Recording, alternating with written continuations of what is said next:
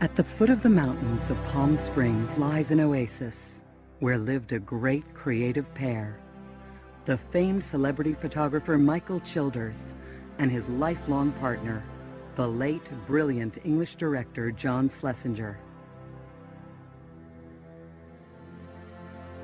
This house and garden have been a great refuge to me over the past 4 years, the last of John's life.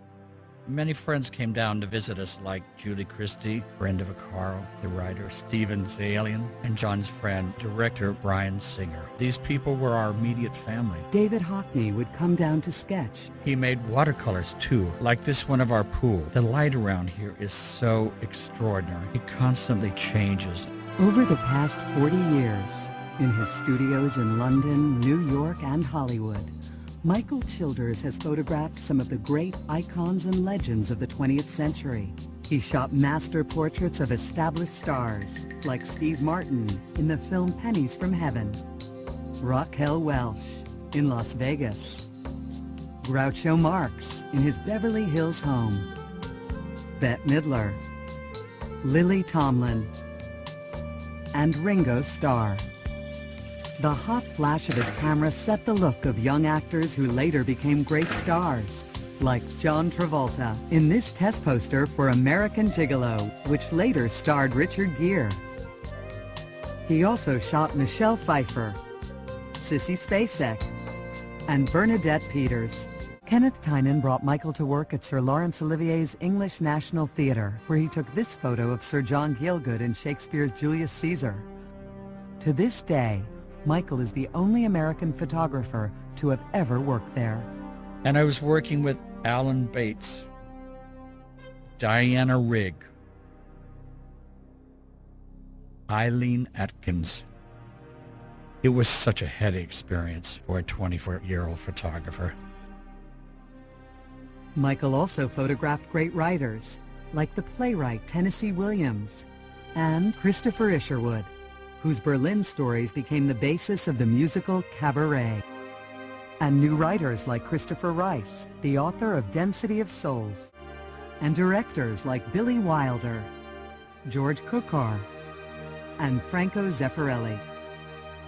He also shot this funny photo of Monty Python's Eric Idle in a classic Pete Townsend pose.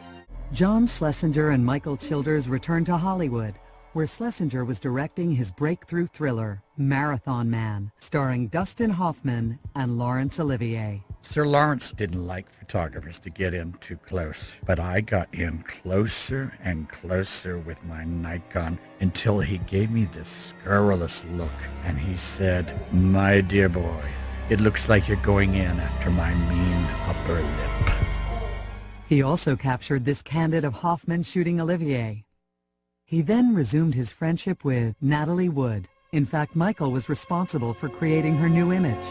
It was adult, smart, and sexy. He captured her behavior and her attitude and her warmth. Natalie was a person who could very quickly determine whether someone had a basic honesty and their intent was right. Michael is a very forthright and direct and honest human being, and he's able to get to the real heart of somebody and their soul. Michael photographed Natalie Wood and Robert Wagner on their second honeymoon for Look and Paris Match. Angelica Houston was one of many great actresses Michael photographed during the 80s. He shot Cher, Leslie Ann Down, Catherine Deneuve, and Sally Kellerman.